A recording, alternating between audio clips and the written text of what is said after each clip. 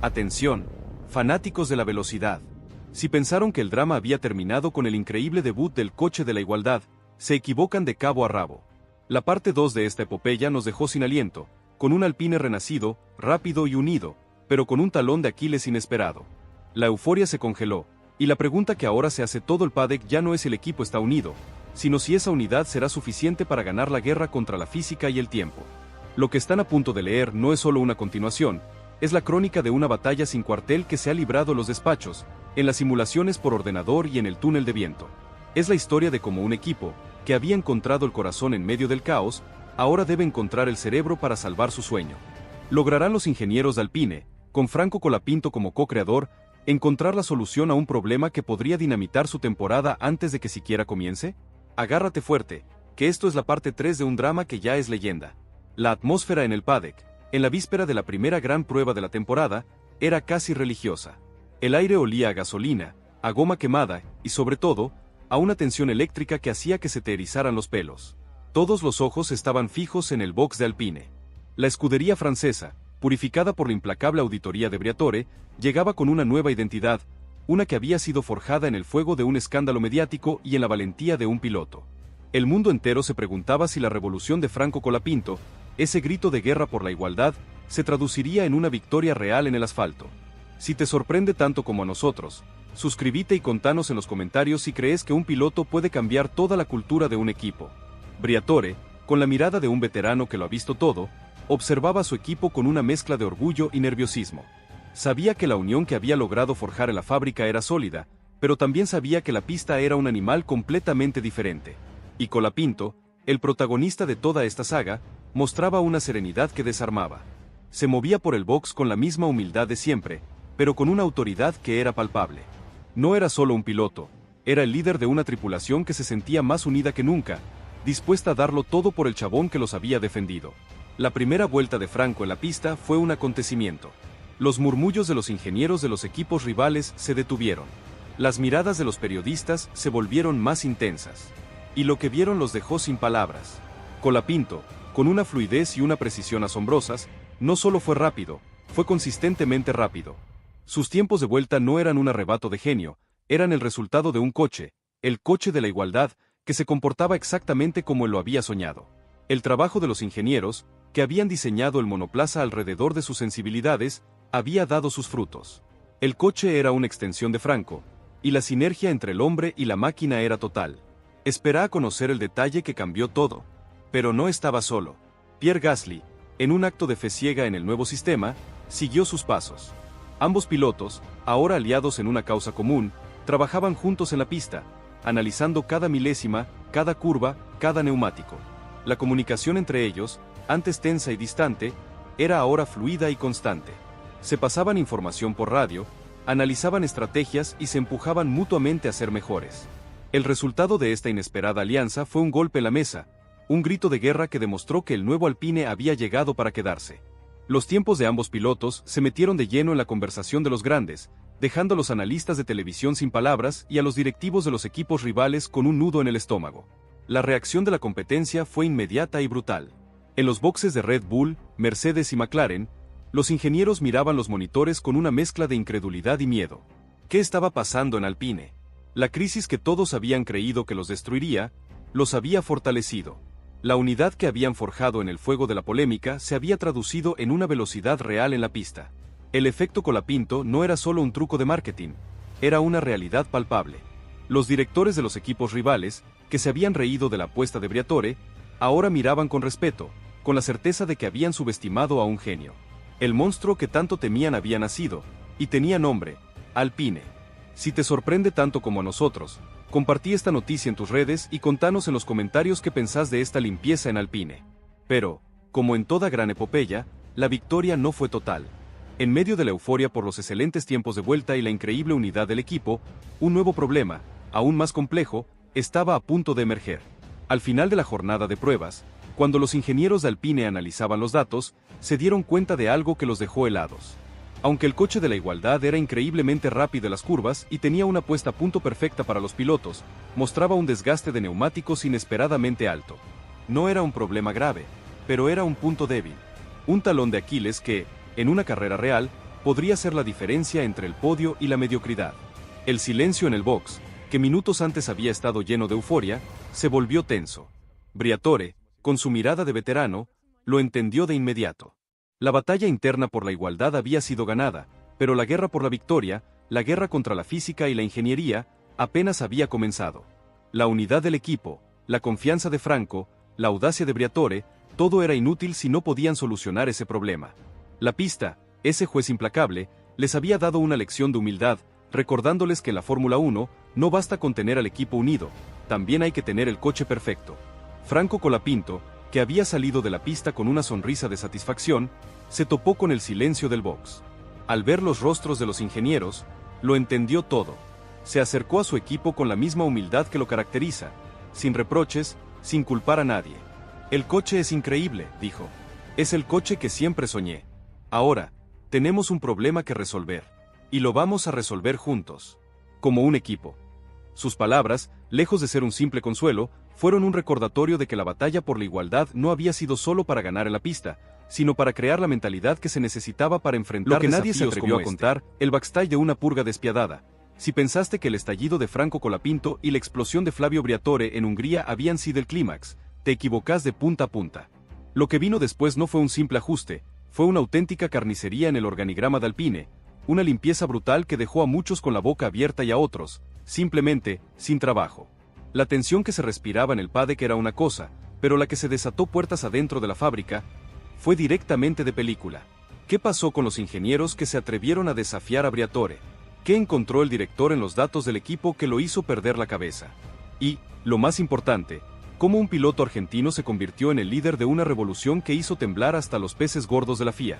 Agárrate fuerte porque esto es la segunda parte de la historia más picante de la Fórmula 1. La resaca de Hungría se sintió como una resaca de las que dejan huella, una mezcla de vergüenza, dolor de cabeza y una imperiosa necesidad de cambiarlo todo. Las palabras de Franco, ese grito de no se puede competir así, no se disiparon en el aire, se incrustaron en el ADN de la escudería Alpine, obligando a los responsables a actuar. Lo que vino después no fue un simple ajuste, fue una auténtica cirugía mayor, una reestructuración tan profunda que en los pasillos de la fábrica la llamaron la purga silenciosa. La promesa de incluir a Franco en las reuniones clave de desarrollo del monoplaza no fue una medida paliativa, fue el detonante de una nueva era. La verdad, ese tesoro que Colapinto y la afición tanto habían reclamado, por fin se hacía visible en las entrañas de la fábrica. Si te sorprende tanto como a nosotros, suscríbete y contanos en los comentarios si crees que un piloto puede cambiar toda la cultura de un equipo. Briatore, con la mirada de un veterano que lo ha visto todo, convocó a los ingenieros jefes en su despacho. La atmósfera era de máxima presión, pero esta vez, con una diferencia fundamental. Las voces ya no subían de tono, no había recriminaciones, solo el intercambio de ideas, de datos y de propuestas. El director italiano, lejos de castigar, alentó a su equipo a pensar fuera de la caja. Nuestra fuerza es la unidad que hemos encontrado. No dejemos que este problema nos divida. Seamos el equipo más inteligente del paddock, les dijo, en una muestra de liderazgo que dejó a todos sin palabras. Pero lo más fuerte llegó cuando, Briatore, con la contundencia que lo caracteriza, no solo se quedó en palabras. Inició lo que en los pasillos de la fábrica se conoció como la purga silenciosa.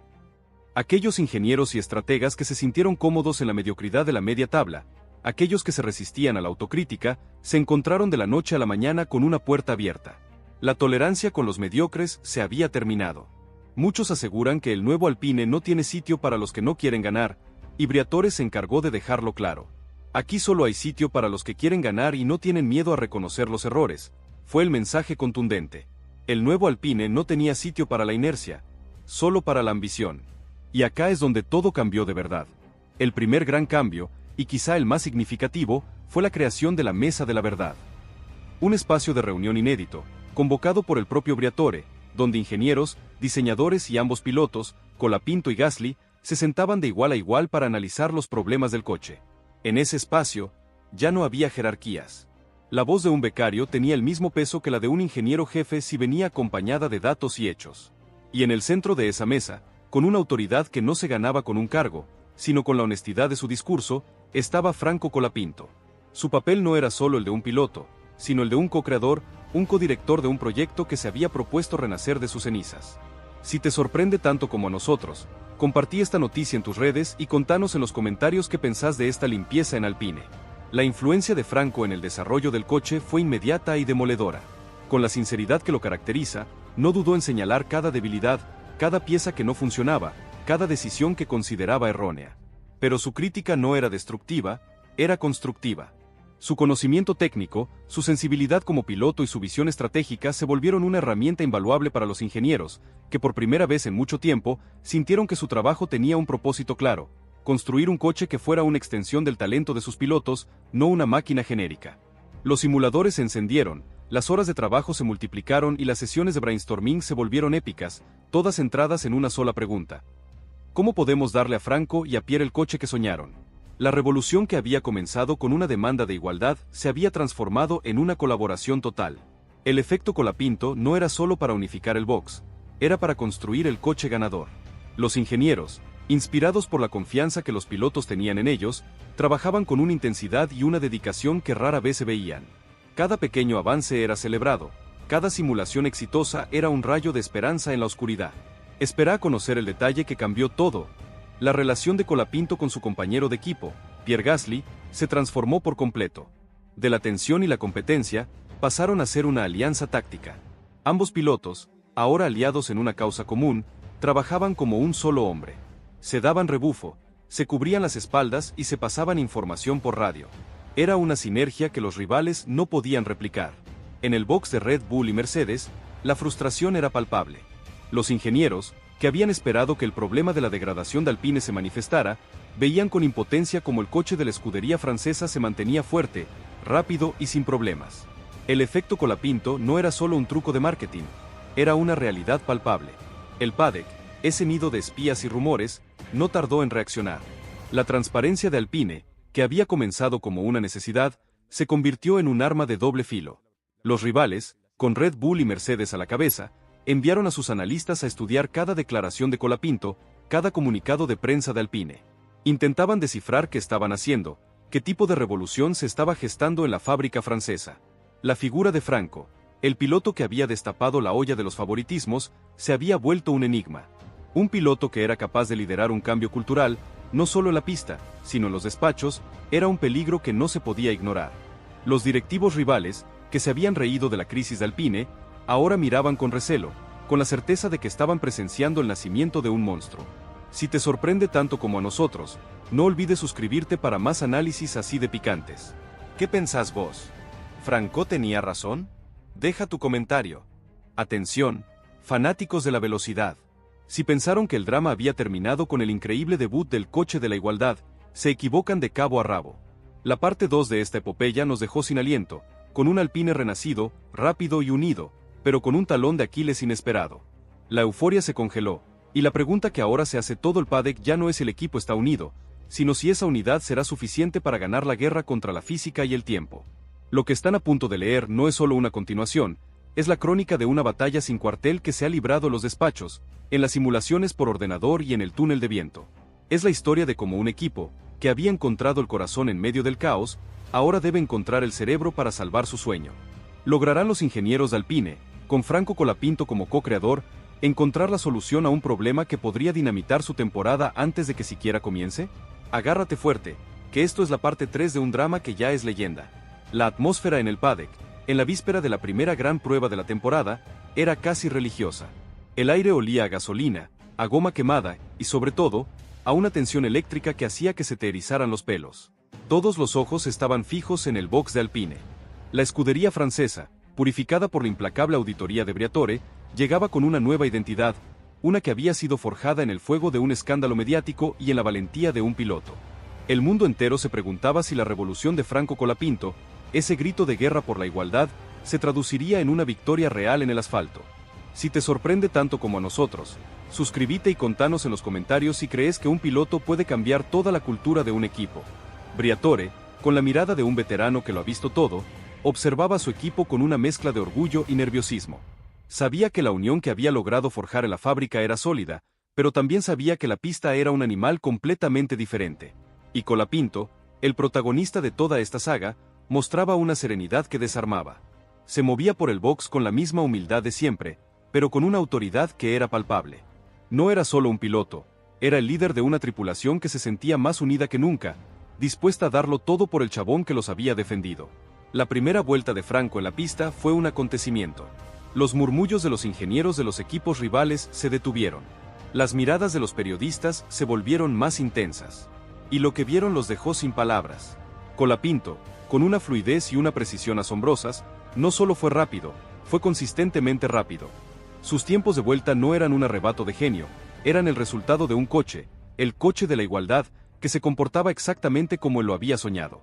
El trabajo de los ingenieros, que habían diseñado el monoplaza alrededor de sus sensibilidades, había dado sus frutos. El coche era una extensión de Franco, y la sinergia entre el hombre y la máquina era total. Esperaba a conocer el detalle que cambió todo. Pero no estaba solo. Pierre Gasly, en un acto de fe ciega en el nuevo sistema, siguió sus pasos. Ambos pilotos, ahora aliados en una causa común, trabajaban juntos en la pista, analizando cada milésima, cada curva, cada neumático. La comunicación entre ellos, antes tensa y distante, era ahora fluida y constante. Se pasaban información por radio, analizaban estrategias y se empujaban mutuamente a ser mejores. El resultado de esta inesperada alianza fue un golpe en la mesa, un grito de guerra que demostró que el nuevo Alpine había llegado para quedarse. Los tiempos de ambos pilotos se metieron de lleno en la conversación de los grandes, dejando a los analistas de televisión sin palabras y a los directivos de los equipos rivales con un nudo en el estómago. La reacción de la competencia fue inmediata y brutal. En los boxes de Red Bull, Mercedes y McLaren, los ingenieros miraban los monitores con una mezcla de incredulidad y miedo. ¿Qué estaba pasando en Alpine? La crisis que todos habían creído que los destruiría, los había fortalecido. La unidad que habían forjado en el fuego de la polémica se había traducido en una velocidad real en la pista. El efecto Colapinto no era solo un truco de marketing, era una realidad palpable. Los directores de los equipos rivales, que se habían reído de la apuesta de Briatore, ahora miraban con respeto, con la certeza de que habían subestimado a un genio.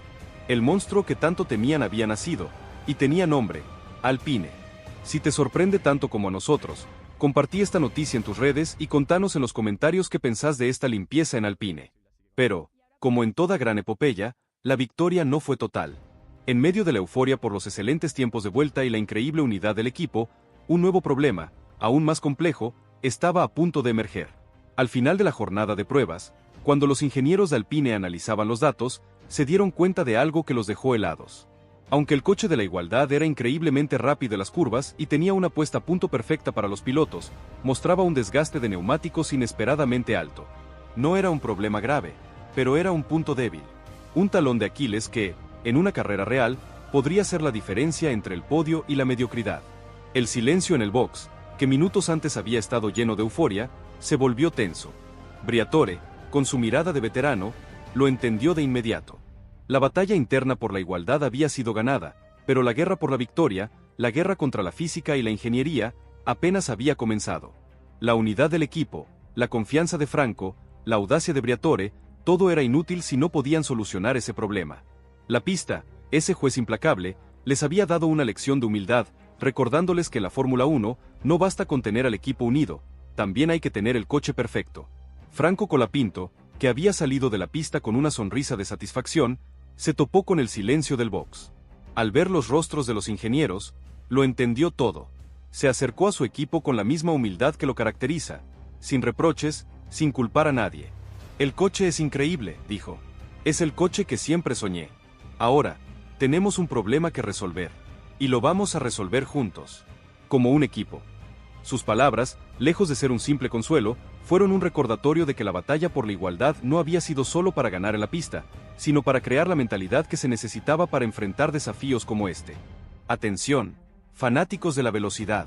Si pensaron que el drama había terminado con el increíble debut del coche de la igualdad, se equivocan de cabo a rabo. La euforia se congeló, y la pregunta que ahora se hace todo el paddock ya no es si el equipo está unido, sino si esa unidad será suficiente para ganar la guerra contra un enemigo invisible que se esconde en cada curva, el desgaste de neumáticos. Lo que están a punto de leer no es solo una continuación, es la crónica de una batalla sin cuartel que se ha librado en los despachos, en las simulaciones por ordenador y en el túnel de viento. Es la historia de cómo un equipo, que había encontrado el corazón en medio del caos, ahora debe encontrar el cerebro para salvar su sueño. ¿Lograrán los ingenieros de Alpine, con Franco Colapinto como co-creador, encontrar la solución a un problema que podría dinamitar su temporada antes de que siquiera comience? Agárrate fuerte, que esto es la parte 4 de un drama que ya es leyenda. El aire en el box de Alpine se había vuelto denso, pesado, casi asfixiante. La euforia, esa explosión de adrenalina que había acompañado el debut del coche de la igualdad, se había evaporado tan rápido como el rocío en una mañana de verano. En su lugar, un silencio tenso, un silencio de funeral, se apoderó de cada rincón. Los ingenieros, esos héroes anónimos que habían trabajado sin descanso para rediseñar un monoplaza alrededor de las sensibilidades de Franco Colapinto, ahora miraban sus monitores con una mezcla de frustración y desilusión. Sus ojos, que hace solo unas horas brillaban de orgullo, ahora reflejaban la cruda realidad de un problema que, como un fantasma, se negaba a desaparecer. Si te sorprende tanto como a nosotros, suscríbete y contanos en los comentarios si crees que un piloto puede cambiar toda la cultura de un equipo. El problema era uno, pero se sentía como mil. El coche de la igualdad, el fruto de una revolución que había sacudido los cimientos de la escudería, era rápido. Era increíblemente rápido. Franco y Pierre habían logrado tiempos de vuelta que habían hecho temblar a los peces gordos de la FIA. La sinergia entre el hombre y la máquina era total, y por primera vez en años, el equipo tenía un monoplaza que podía competir de igual a igual con los grandes. Pero había un detalle, un pequeño y molesto detalle, que amenazaba con dinamitar el sueño: el desgaste de neumáticos. Al final de la jornada de pruebas, cuando los ingenieros de Alpine analizaron los datos, se dieron cuenta de algo que los dejó helados. El monoplaza, en un acto de canibalismo técnico, estaba destrozando las gomas de manera inexplicable. No era un problema grave, era un talón de Aquiles. Un punto débil que, en una carrera real, podría ser la diferencia entre el podio y la mediocridad. Briatore, con su mirada de veterano, lo entendió de inmediato. La batalla interna por la igualdad había sido ganada, pero la guerra por la victoria, la guerra contra la física y la ingeniería, apenas había comenzado. La unidad del equipo, la confianza de Franco, la audacia de Briatore, todo era inútil si no podían solucionar ese problema. La pista, ese juez implacable, les había dado una lección de humildad, recordándoles que en la Fórmula 1 no basta con tener al equipo unido, también hay que tener el coche perfecto. Franco Colapinto, que había salido de la pista con una sonrisa de satisfacción, se topó con el silencio del box. Al ver los rostros de los ingenieros, lo entendió todo. Se acercó a su equipo con la misma humildad que lo caracteriza, sin reproches, sin culpar a nadie. El coche es increíble, dijo. Es el coche que siempre soñé. Ahora, tenemos un problema que resolver. Y lo vamos a resolver juntos. Como un equipo. Sus palabras, lejos de ser un simple consuelo, fueron un recordatorio de que la batalla por la igualdad no había sido solo para ganar en la pista, sino para crear la mentalidad que se necesitaba para enfrentar desafíos como este. El efecto Colapinto había cumplido su primera misión: unificar al equipo. Ahora, su segunda misión, la más difícil, estaba por comenzar. La nueva mesa de la verdad, ese espacio de reunión inédito, se volvió a convocar. Pero esta vez, el ambiente era diferente. Ya no era un espacio para purgar la mediocridad, era un laboratorio de crisis. Las discusiones eran intensas, llenas de datos, de telemetría y de preguntas sin respuesta. El foco estaba en un solo punto: encontrar la solución al problema del desgaste de neumáticos. Se analizaron cada milésima, cada curva, cada gesto al volante, intentando descifrar el porqué. ¿Era un problema aerodinámico? ¿Era la suspensión? ¿Era la manera en que los pilotos se subían a los pianos? La respuesta, como un fantasma, se negaba a aparecer. Si te sorprende tanto como a nosotros, compartí esta noticia en tus redes y contanos en los comentarios qué pensás de esta limpieza en Alpine. Mientras tanto, el paddock, ese nido de espías y rumores, ya había olido la sangre. Los ingenieros de los equipos rivales, que se habían quedado sin palabras con la velocidad Alpine, ahora miraban con una sonrisa de satisfacción. Habían encontrado el talón de Aquiles. Red Bull, Mercedes y Ferrari, los tres gigantes de la Fórmula 1, estaban ahora trabajando activamente para explotar esa debilidad. Sabían que en una carrera real, donde las gomas son la clave de la victoria, un problema así podría ser fatal. La narrativa de los medios, que antes se dedicaba a contar la historia de una resurrección, ahora se enfocaba en la nueva crisis de Alpine. Los titulares, que antes elogiaban el coraje de Franco, ahora se preguntaban si la revolución había sido un simple espejismo, un castillo de naipes a punto de colapsar. Pero Colapinto no se quedó de brazos cruzados. Lejos de culpar al coche o a los ingenieros, se convirtió en el detective del problema. En los simuladores, pasó horas y horas, analizando cada milisegundo de sus vueltas, intentando encontrar la clave. Trabajó codo a codo con Pierre Gasly, el otro pilar de esta revolución, en una alianza que se había fortalecido en la crisis. Ambos pilotos, ahora aliados en una causa común, se pasaban información por radio, analizaban estrategias y se empujaban mutuamente a ser mejores. El coche de la igualdad era un arma de doble filo, pero en manos de Franco y Pierre, se estaba convirtiendo en la herramienta perfecta para resolver el problema. Y acá es donde todo cambió de verdad. El plan secreto de Colapinto se puso en marcha. Franco, con la tranquilidad que lo caracteriza, le presentó a su equipo una idea audaz, arriesgada, pero que podría ser la solución. No podemos sacrificar la velocidad, les dijo. El coche es increíblemente rápido. El problema no es el coche. El problema es la forma en que el coche interactúa con los neumáticos. Tenemos que cambiar nuestra estrategia de conducción. La propuesta de Franco no era solo una sugerencia, era un cambio de paradigma. Se basaba en la idea de que los pilotos, al tomar las curvas de una manera diferente, podían reducir el estrés en las gomas y, por lo tanto, prolongar su vida útil. Atención, fanáticos de la velocidad. Si pensaron que el drama había terminado con el increíble debut del coche de la igualdad, se equivocan de cabo a rabo. La parte 2 de esta epopeya nos dejó sin aliento, con un Alpine renacido, rápido y unido, pero con un talón de Aquiles inesperado. La euforia se congeló, y la pregunta que ahora se hace todo el paddock ya no es si el equipo está unido, sino si esa unidad será suficiente para ganar la guerra contra la física y el tiempo. Lo que están a punto de leer no es solo una continuación, es la crónica de una batalla sin cuartel que se ha librado en los despachos, en las simulaciones por ordenador y en el túnel de viento. Es la historia de cómo un equipo, que había encontrado el corazón en medio del caos, ahora debe encontrar el cerebro para salvar su sueño.